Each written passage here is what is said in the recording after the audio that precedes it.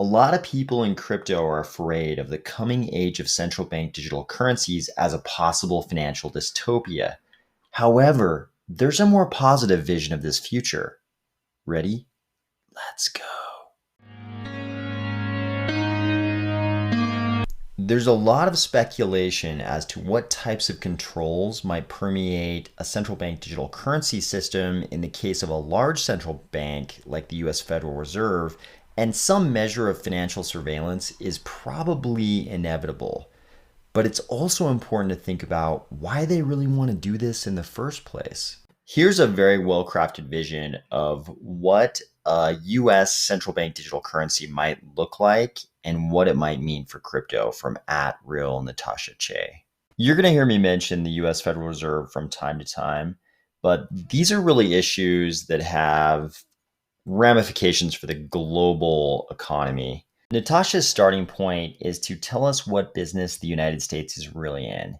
It's not exporting technology, it's not exporting Hollywood media, it's exporting the United States dollar. She points out that a giant chunk of global trade is settled in USD, and in effect, this allows the United States to get away with murder with its monetary policy and run debt levels incredibly high compared to almost any other country. We basically get to abuse the system.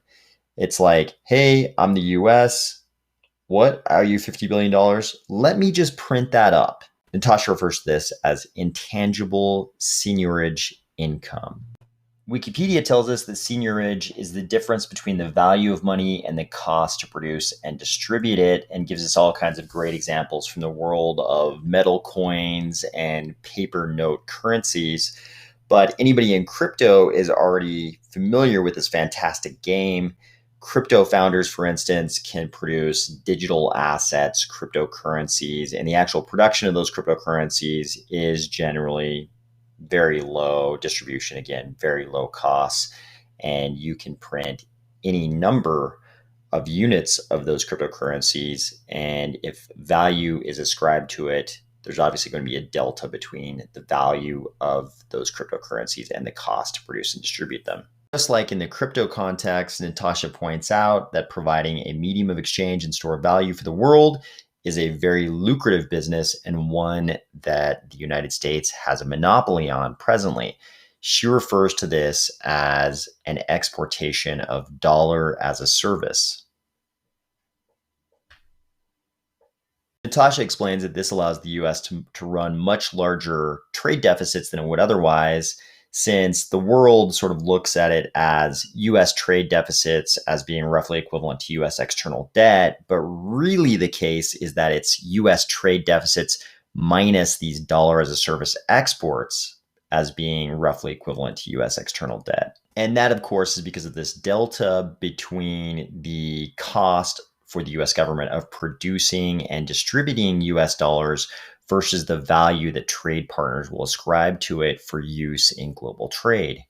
An important implication of what we just described is that this use of USD globally is a network, and Metcalfe's law applies to networks.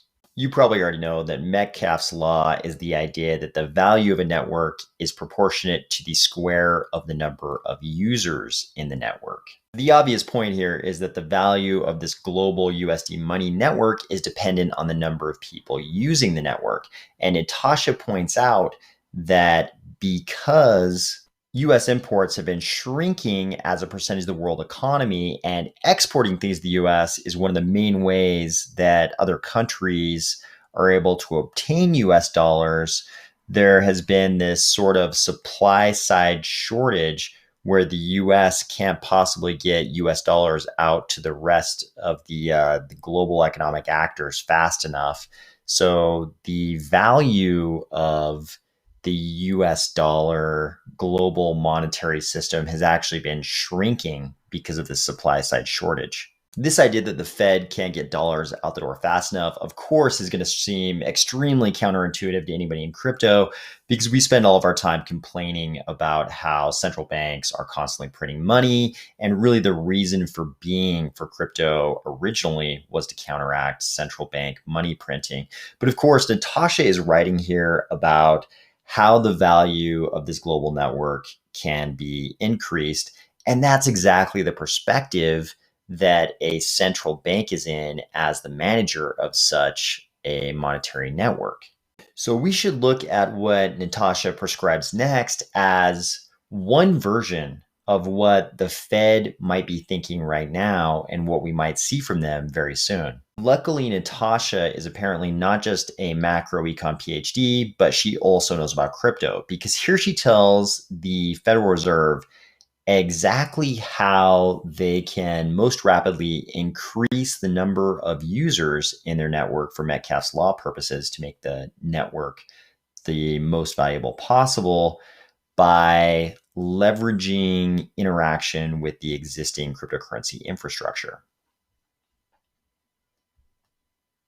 She doesn't say, hey, Fed, go ahead and create a walled garden that pretends like it's totally separate from the rest of the crypto world. She says, no, make your network interoperable with major public blockchains. And when she says major public blockchains, you can only assume that those would probably include Ethereum and Cardano and other blockchains like that will have a lot of finance things going on them. She says, make your APIs available for anyone to build on. Looks like this is something that Arthur Hayes has been a proponent of in the past. Arthur Hayes of BitMEX fame. And she points out this would be an astronomical number of transactions. And you should probably leverage any relationship you can produce with legacy tech companies. Crypto people aren't going to like this. The idea that she's telling the Fed to go ahead and have Google, Facebook, Apple, and Amazon, possibly even create wallets for all of their users to get this U.S. Fed coin in their hands. But if her goal is to create as many users in this network as possible, you can't really argue with the numbers. I mean, here you can see the number of people interacting with Google, Facebook, and Apple is larger than the populations we see in some of the world's largest countries. She has an admonition for the Fed here. She says, don't fight with the FAANG companies. You need to engage them or they will start their own tokens.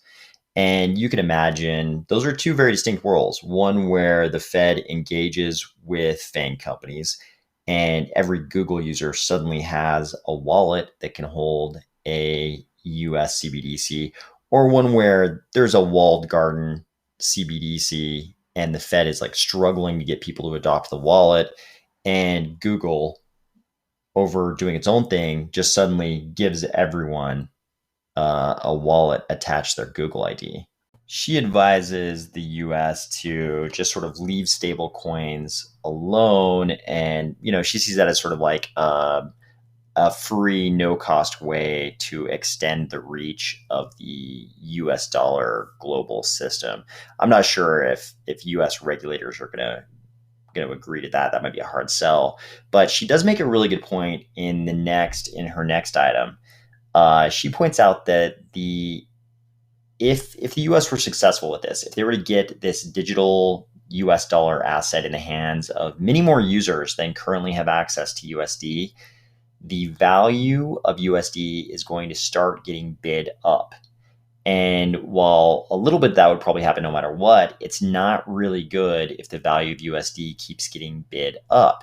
She advises charging fees on the network for use of digital USD.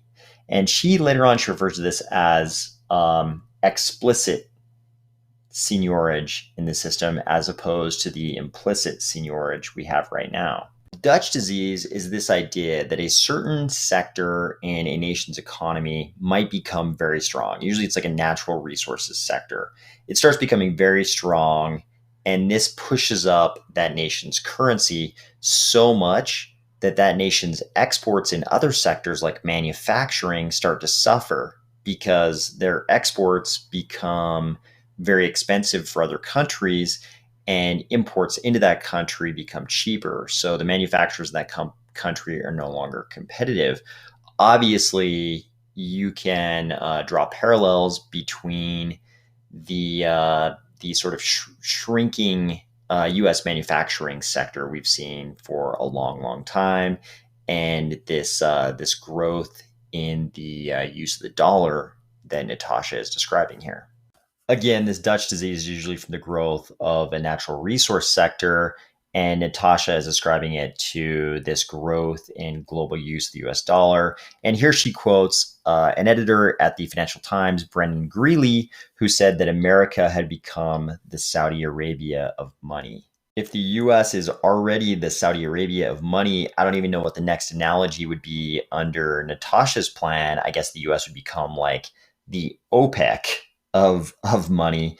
But she goes on in a couple more steps to make some sort of macroeconomic recommendations about the US using its digital USD to invest abroad, kind of following the pattern of China, and also to challenge China's investments in a lot of places like Africa.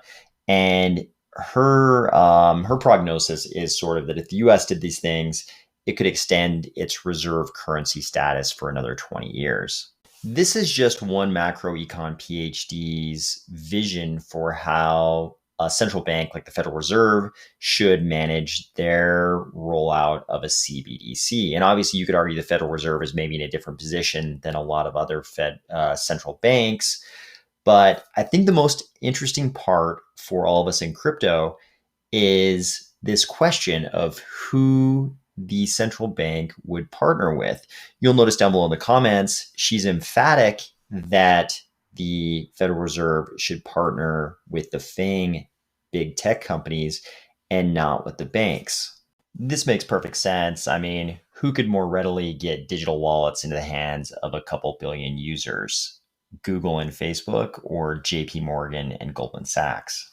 She also recommends that the Fed let the FAANG companies build layer 2 and layer 3 products on top of their CBDC network.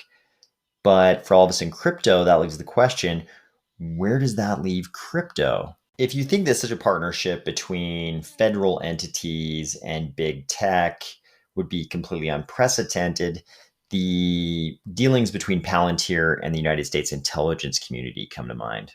This kind of a theory about the future could also answer some questions that have been lingering for a while. I mean, we know about, and we all remember, the very salty reception Facebook got when it tried to run with its Libra cryptocurrency. But why have Google, Apple, and Amazon been so quiet? There would be a lot of reasons for them to try to introduce their own cryptocurrency, but we haven't really seen much in that direction. A few rumors here and there, but nothing concrete. Why haven't we seen a Google cryptocurrency wallet at least? It could be simple disinterest on the part of those big tech companies, or it could be that they knew that something like this was coming. I mean, what if the Fed has already been talking to big tech partners to collaborate in exactly this way? In crypto, we like to think that crypto is the biggest threat to Wall Street. But what if Google partnered with the Federal Reserve is the biggest threat to Wall Street?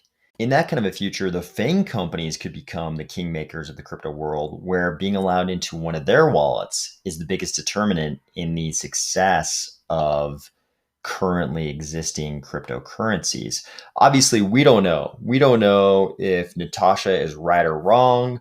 We don't know if these are things that the Federal Reserve is thinking about. We don't know if these are things that other central banks are thinking about, but it presents some interesting possibilities. And I think a lot of these themes are going to be themes that are going to matter as we see central banks rolling out these CBDCs. It really is a new world, and none of this even touches on the behavioral economics part of it, which I think is also going to be really important for these CBDCs. I think however we slice this thing, it's going to be very impactful on the currently existing crypto space. Talk to you tomorrow.